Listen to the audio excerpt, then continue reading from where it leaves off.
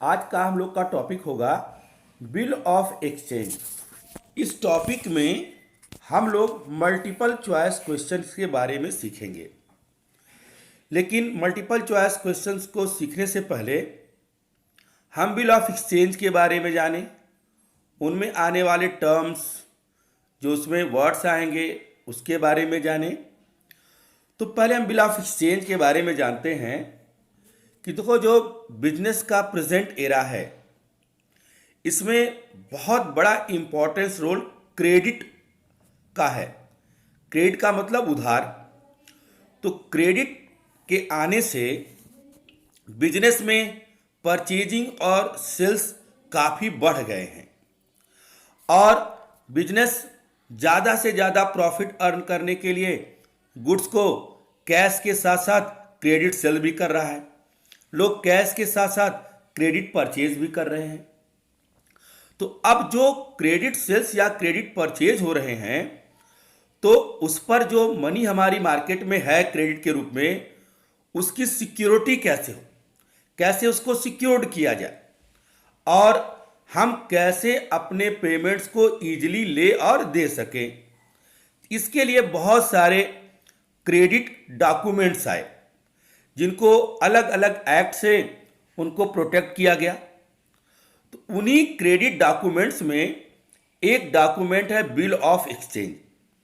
तो bill of exchange एक credit documents है। जब हम क्रेडिट परचेज और सेल्स करेंगे तो इजीली पेमेंट लेने और देने के लिए इसका यूज किया जाएगा। इसको निगोशिएबल इंस्ट्रूमेंट एक्ट 1881 से सिक्योर्ड कर दिया गया है। इसमें जो भी पार्टीज इन्वॉल्व हैं, जिन्होंने उधार पैसे दिए हैं, लिए हैं, उधार गुड्स बेचे हैं, खरीदे हैं, उनको प्रोटेक्शन मिला, उनके राइट्स का मिला हुआ है। तो इस एक्ट के हिसाब से एक क्रेडिट डॉक्यूमेंट्स आया बिल ऑफ एक्सचेंज, जिसमें जो पर्सन उधार गुड्स बेचा रहता है, उधार पैसे दिया रहता है, एक स्टैम्प पेपर पर एक डॉक्यूमेंट्स बनाता है और उस डॉक्यूमेंट्स में वो लिखता है कि आप हमें एक पर्टिकुलर डेट पर इतनी रुपीस का पेमेंट कर देंगे और आपने इसका जो वैल्यू है वो रिसीव कर लिया है।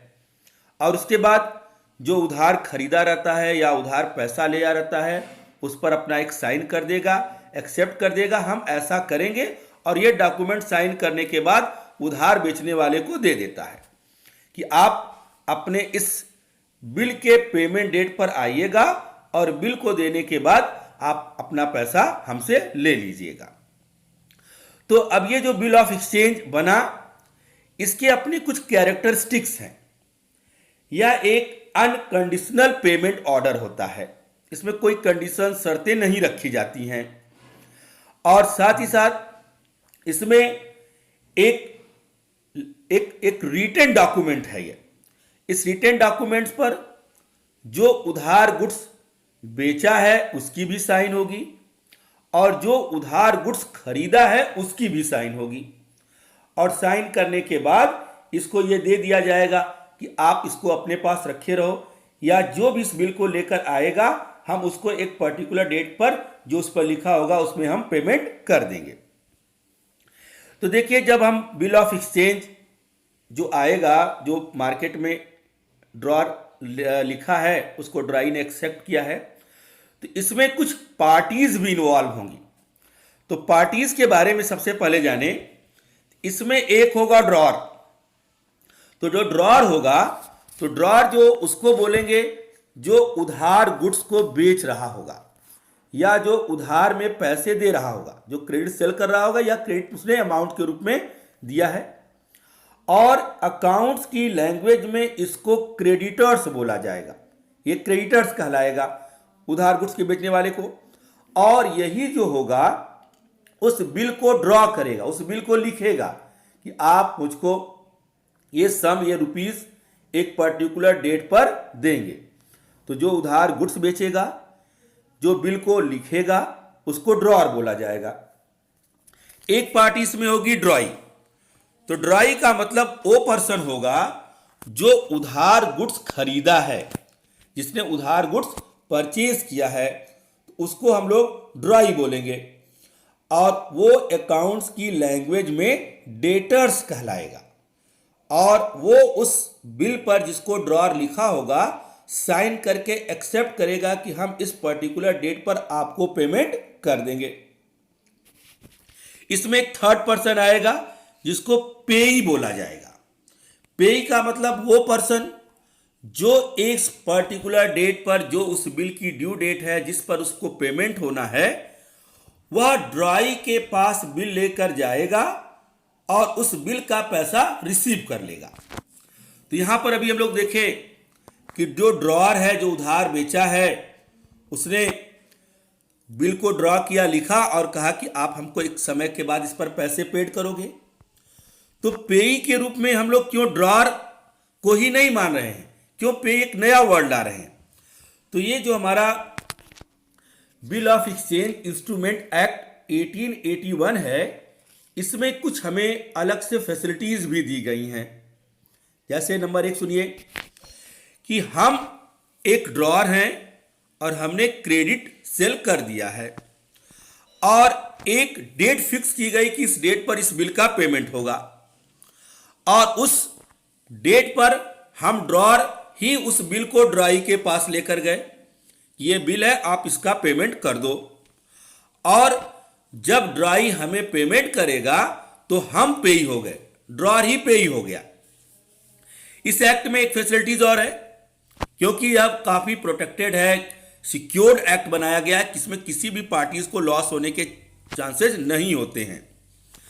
तो अब इसमें एक हमें और सुविधा मिली कि मान लो आज 1 जनवरी को हमने गुड्स उधार बेचा और एक बिल ड्रॉ किया कि उस जिसने परचेज हमसे किया उस पर एक बिल ड्रॉ किया कि आप हमें 1 मार्च को इस बिल का पेमेंट कर दोगे। तो जनवरी, पूरी फरवरी, 1 मार्च, तो हमें 2 महीने के बाद इसका पेमेंट मिलेगा और हमें भी पैसे की तुरंत आवश्यकता है।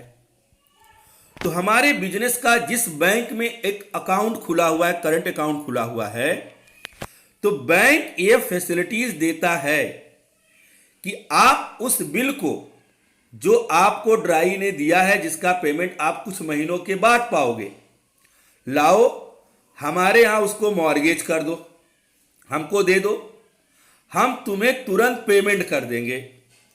और पेमेंट करने के बाद जब ड्यू डेट आएगी तो हम जाकर ड्राई से पैसे ले लेंगे। तो अब हमें तुरंत, बैंक ने हमें तुरंत पैसे दिए, तो जब बैंक तुरंत पैसे देगा, बैंक को कुछ महीने के बाद पैसे मिलेंगे, तो बैंक उसके लिए इंटरेस्ट लेता है।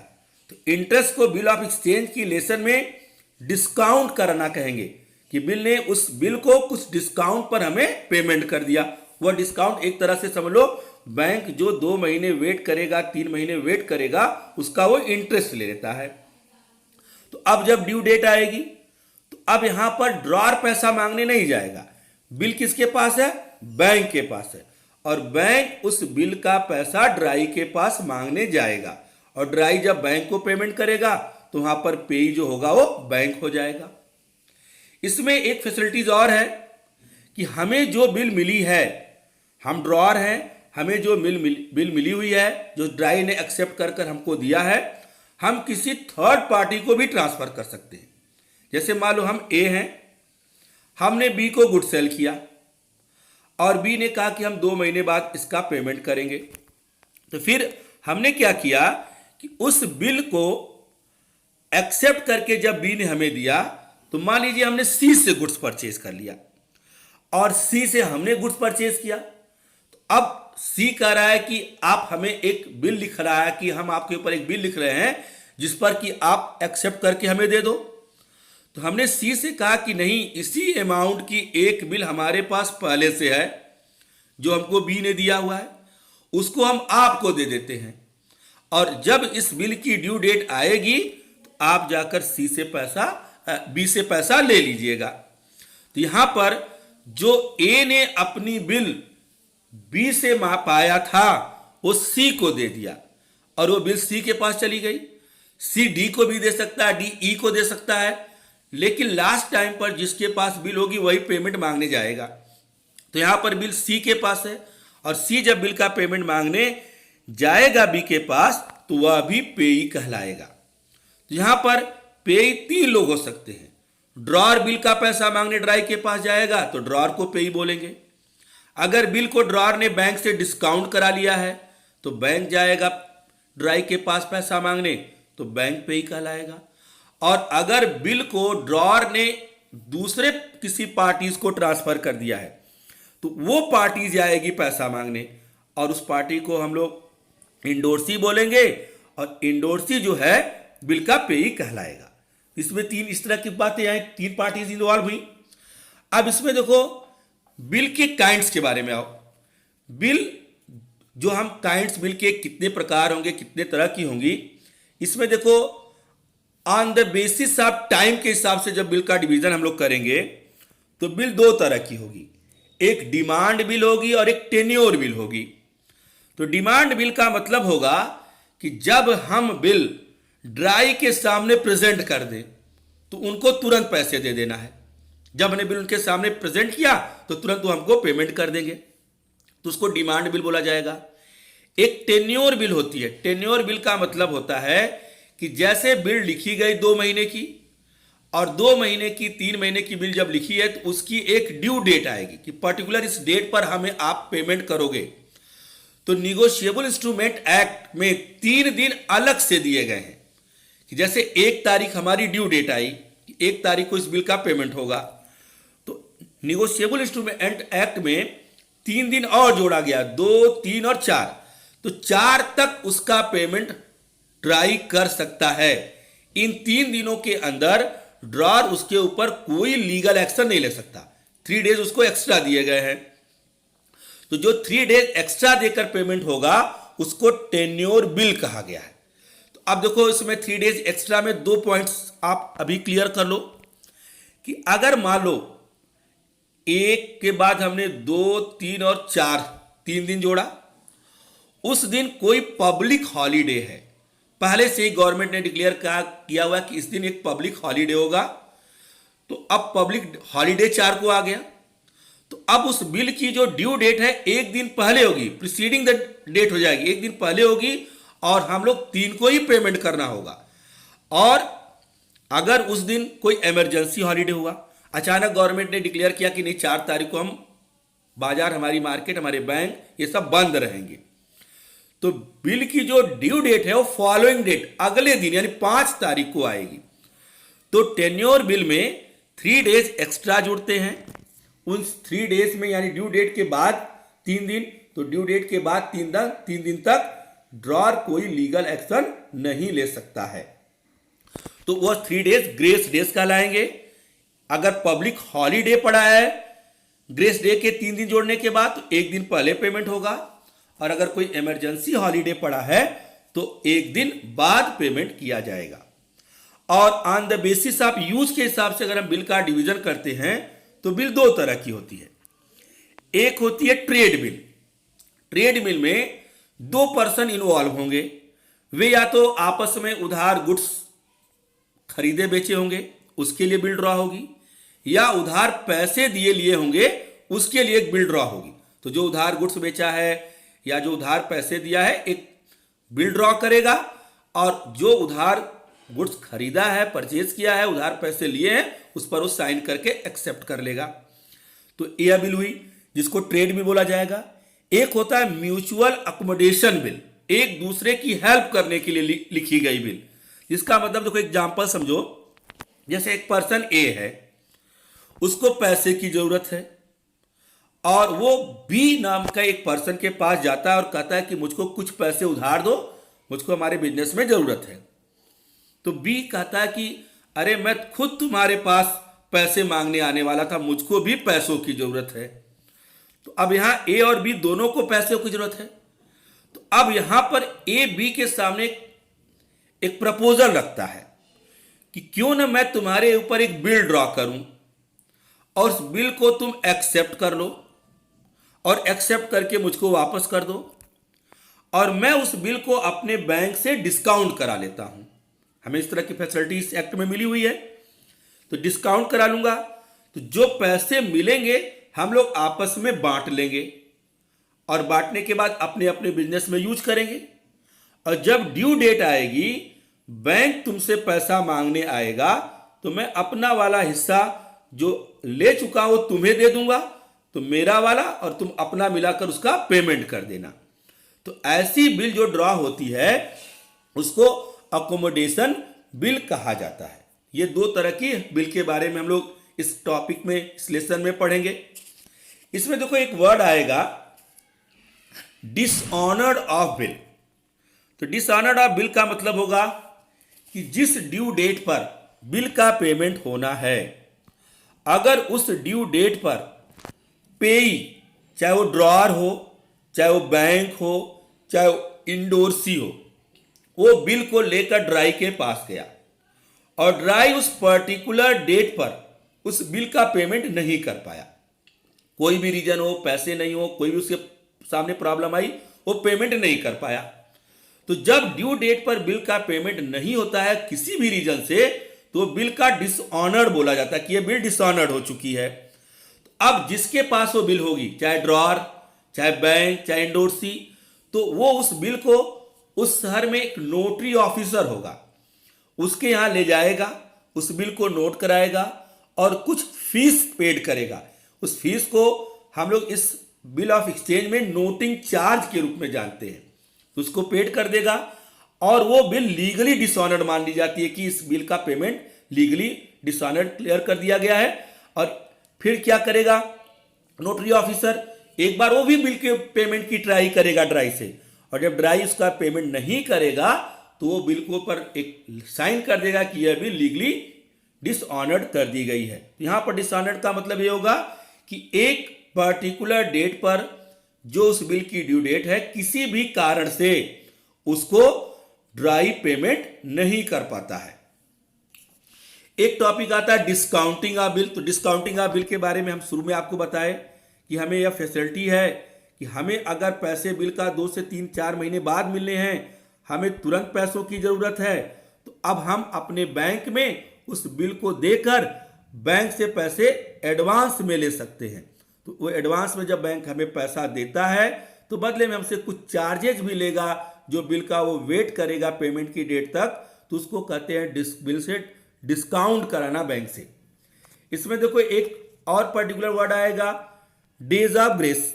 तो डेज ऑफ ग्रेस के बारे में भी आपको बताया गया है कि जब टेन्योर बिल होगी तो जो उसकी ड्यू डेट आएगी, तो उस ड्यू डेट में हम 3 डेज एक्स्ट्रा जो प्लस करते हैं उसी को ग्रेस डेज बोला गया है, उसी को ग्रेस डेज बोला गया है। फिर एक वर्ड आता है retiring a bill under rebate. Retiring a bill of under a rebate का मतलब होगा कि जैसे हमें यह बताया गया कि 1 जनवरी की बिल है, 1 अप्रैल को पेमेंट किया जाएगा, यानी 3 महीने बाद इसका पेमेंट होगा। लेकिन ड्राई के पास पहले ही सफिशिएंट पैसे आ गए, यानी उसको 1 मार्च के पास उसके पास सफिशिएंट पैसे आ गए, और वो ड्रॉअर से कहा कि जो हम 3 महीने बाद आपको पेमेंट करने वाले थे उसको हम 1 महीना पहले ही पेमेंट कर देंगे। तो ड्रॉअर यहां पर क्या करेगा कि वो चाहेगा कि मेरा पैसा जल्दी से रिकवर हो जाए। तो अगर बिल समय से पहले ही पेड कर दी जाए तो उसको बोला जाता है रिटायरिंग ऑफ बिल, और उस पर हो सकता है ड्रॉअर ड्राई को कुछ छूट भी दे दे, कुछ डिस्काउंट भी दे दे। तो उस डिस्काउंट, उस छूट को इस टर्म में रिबेट वर्ड से हम लोग जानते हैं कि जो डिस्काउंट होगा, जो छूट होगा, वो इस बिल ऑफ एक्सचेंज में रिबेट वर्ड के नाम से जाना जाएगा। तो रिबेट क्या होगा, समय से पहले अगर बिल का पेमेंट हुआ तो 10,000 की बिल है तो हमें कहा कि 9,900 देकर सेटल कर लो, तुम 1 महीना पहले लेकर आए हो, तो 100 रुपीज जो हम कम ले रहे हैं उसको रिबेट बोला जाएगा। ये ड्रॉअर का लॉस है और ड्राई के लिए प्रॉफिट है। इसके बाद एक वर्ड आएगा रिन्यूअल ऑफ बिल। तो रिन्यूअल ऑफ बिल का मतलब होगा कि अगर मान लो ड्यू डेट आई, ड्यू डेट पर हम बिल का पेमेंट नहीं कर पाए, हम ड्राई हैं, तो अब ये बिल तो डिसऑनर्ड हो गई, तो वो हमसे रिक्वेस्ट करेगा इसको नोटरी ऑफिसर के पास ले जाकर पब्लिकली न डिक्लेयर करो कि हमने बिल का समय से पेमेंट नहीं किया, हमारी रेपुटेशन खराब होगी, मार्केट में जल्दी हमें कोई क्रेडिट सामान नहीं देगा, मेरे पास फाइनेंशियल प्रॉब्लम है, मैं आपका पैसा इस डेट पर नहीं दे पाऊंगा, 1 महीने 2 महीने इसको और आगे कर लो। तो अगर ड्रॉअर उसकी बातों को एक्सेप्ट कर लेता है तो फिर एक नई बिल ड्रॉ की जाएगी, फिर ड्रॉअर एक नई बिल लिखेगा कि हम इस बिल का जो पैसा है, तो हो सकता है ड्राई आपसे कहे कि हम उस जो नई बिल आप लिख रहे हो कुछ एक्स्ट्रा पीरियड के बाद के लिए, तो उसके लिए हम आपको अलग से इंटरेस्ट दे देंगे। तो अब ड्रॉअर उस पर्टिकुलर अमाउंट जो पहले की थी उसमें इंटरेस्ट जोड़ते हुए एक नई बिल ड्रॉ कर देगा कि आप इस बिल का पेमेंट 1 महीने 2 महीने बाद कर दोगे। तो पुरानी बिल को कैंसिल करके जब नई बिल ड्रॉ की जाएगी उसको बोला जाएगा रिन्यूअल ऑफ द बिल्स। तो देखिए इस तरह के टर्म्स के बारे में हम लोग सीखे हैं थोड़ा इसके बारे में। अब मेन टॉपिक जो आज का उस पर आया जाए, जो इसके मल्टीपल चॉइस क्वेश्चंस हैं। देखो इसमें पहला है the person other than the original creditors to whom the amount in the bill is made payable to is known as। अब देखो इसमें कह रहा है कि जो the person other then original creditors, यानी जो ड्रॉअर है उसके अलावा जो बिल का पेमेंट पाता है उसको क्या बोला जाएगा। तो हमने पहले शुरुआत में ही बताया कि बिल का पेमेंट पाने वाला हर पर्सन, चाहे वो ड्रॉअर हो, चाहे वो बैंक हो, चाहे वो इंडोर्सी हो, उसको हम लोग पेई बोलते हैं। तो इसका आंसर होगा पेई। तो जो बिल का लास्ट टाइम पर पेमेंट लेने जाएगा उसको पेई बोला जाएगा। सेकेंड आइए, payment of bill of exchange.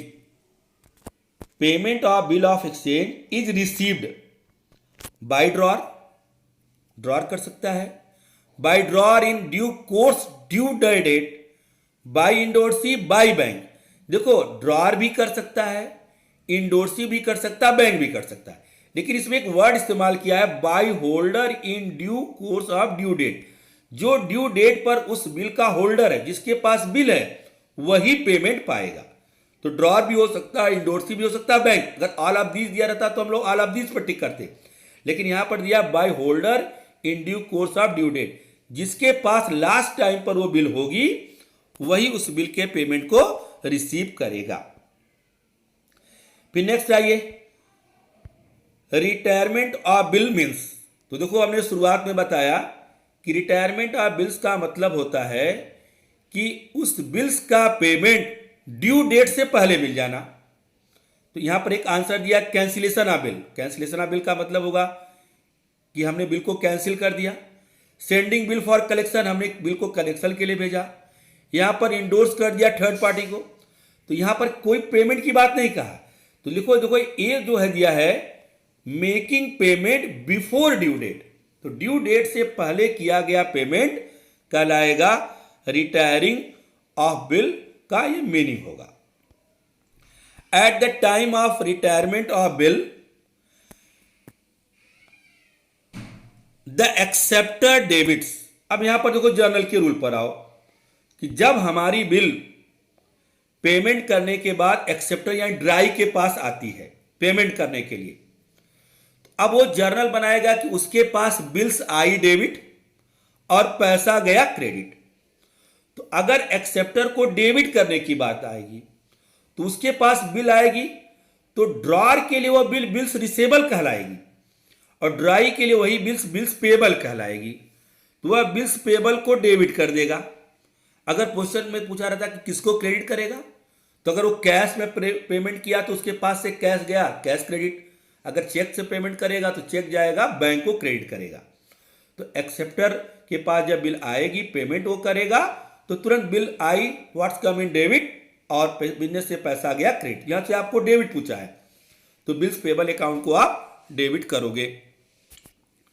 5वें नंबर पर आइए, the party who is ordered to pay the amount is known as.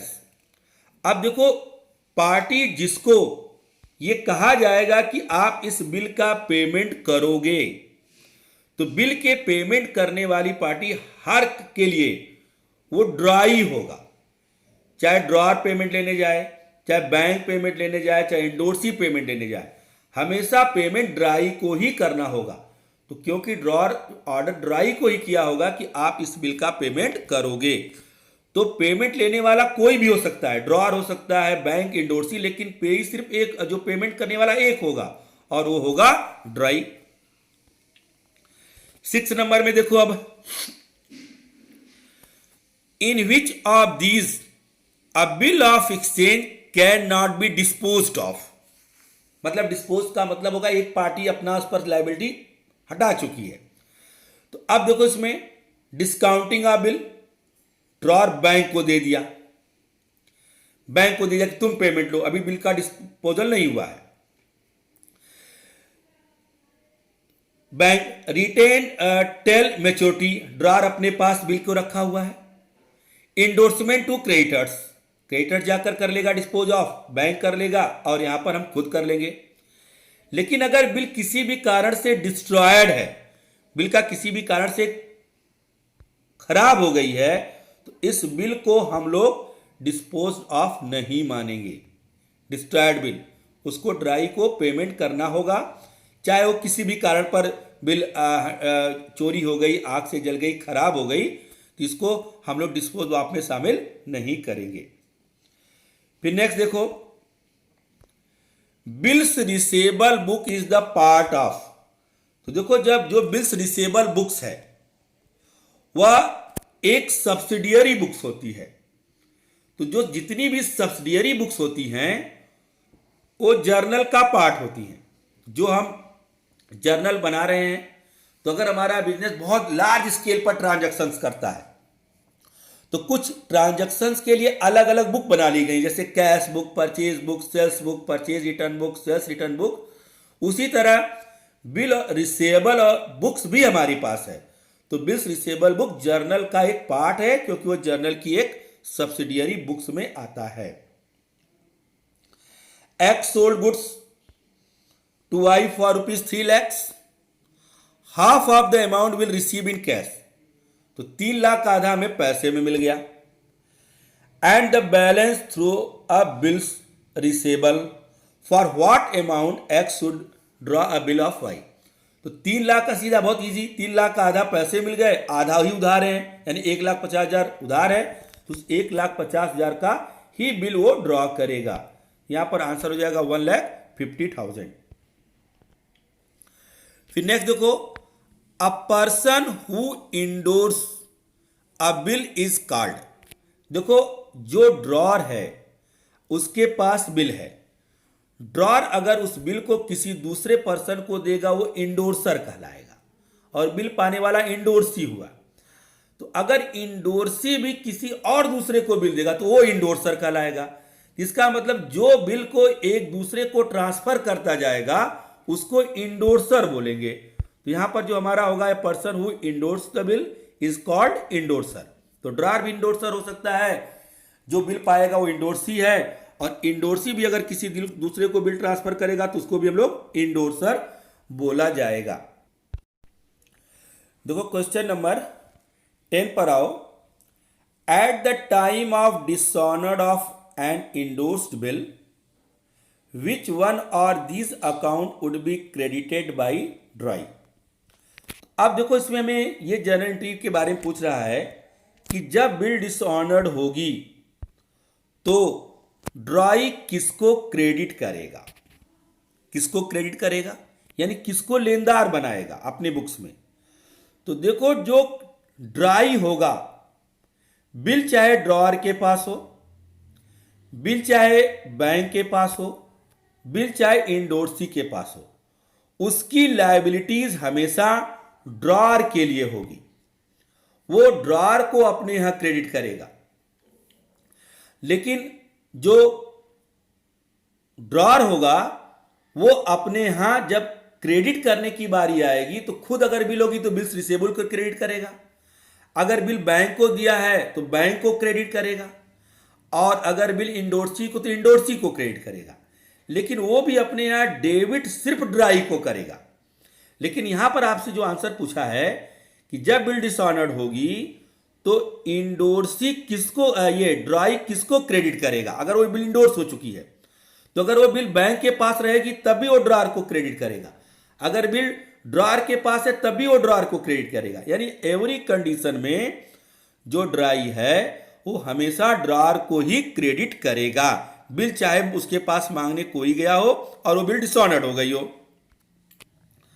11 number पर देखो सब लोग, date on which the payment of bill is to be made. तो जिस डेट पर बिल का पेमेंट होता है बिल ऑफ एक्सचेंज में, उसको ड्यू डेट बोला जाता है, उसको हम लोग ड्यू डेट बोलेंगे। Next, Kuntal draw bill on Shyam for ₹3000। Kuntal endorse to it to Ram, Ram endorse it to Rahim the payee off. अब यहां पर यह देखिए कि लास्ट टाइम में बिल का होल्डर कौन है, बिल है किसके पास?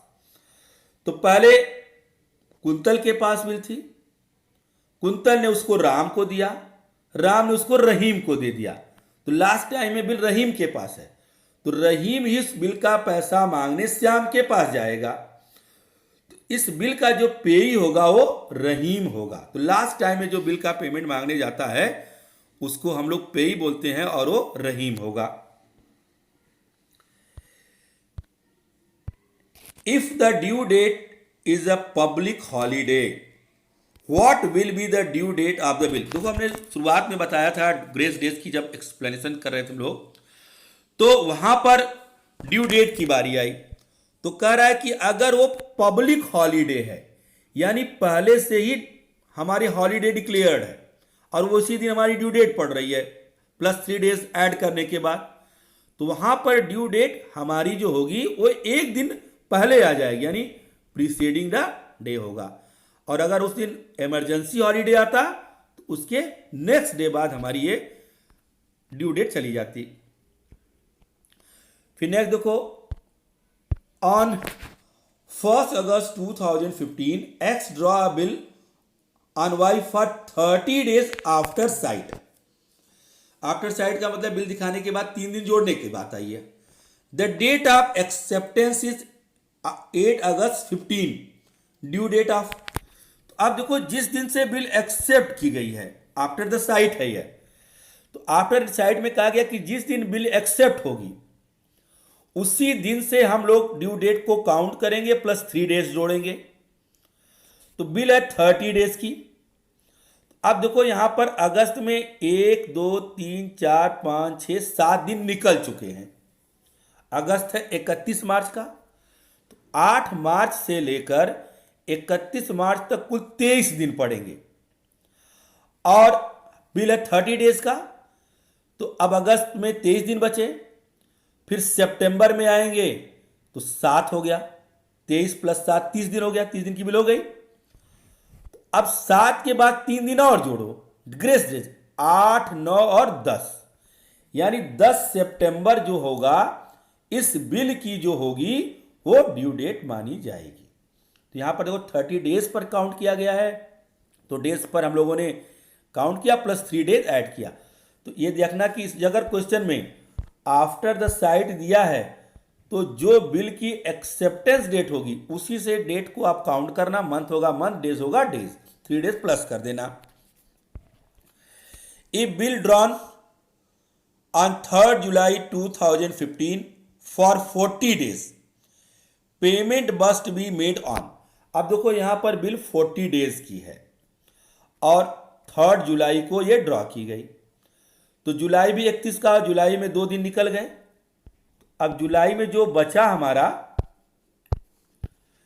जुलाई जो है 31 की होती है, तो 1 और 2 को छोड़ दो, तो जुलाई में बचा 31 दिन में से 2 दिन निकल गया, बचा 29 डेज, और बिल है हमारी 40 डेज की। अभी 11 डेज और अगस्त का जोड़े तो 11 अगस्त आया इसकी ड्यू डेट, और 3 दिन और जोड़ो 12 13 और 14, तो जो 14 अगस्त है 14 अगस्त इसकी ड्यू डेट मानी जाएगी। तो जो हमारा आंसर देखो जो लास्ट में दिया हुआ है 14 अगस्त, यही हमारा इसकी ड्यू डेट मान ली जाएगी। तो देखो 40 डेज का था, 3 जुलाई को है, जुलाई में 2 दिन निकल चुके हैं, 3 जुलाई को से गिनेंगे जिस दिन बिल ड्रा हुई है। तो 3 जुलाई से लेकर 31 जुलाई तक 29 डेज हैं। 11 डेज अगस्त में जाएंगे तो 11 अगस्त को 40 दिन पूरा हो जाएगा। 12 अगस्त, 13 अगस्त, 14 अगस्त, 3 दिन और जोड़ेंगे तो 14 अगस्त जो इसका होगा यही इसकी ड्यू डेट मानी जाएगी। अगर कोई भी टॉपिक पर इसमें बिल ऑफ एक्सचेंज में कोई भी प्रॉब्लम आएगी आपको, तो आप हमें हमारे व्हाट्सएप नंबर पर मैसेज करेंगे, हम आपको उसका पूरा क्लियर, आपको डाउट को क्लियर कर देंगे। Thank you for watching this videos.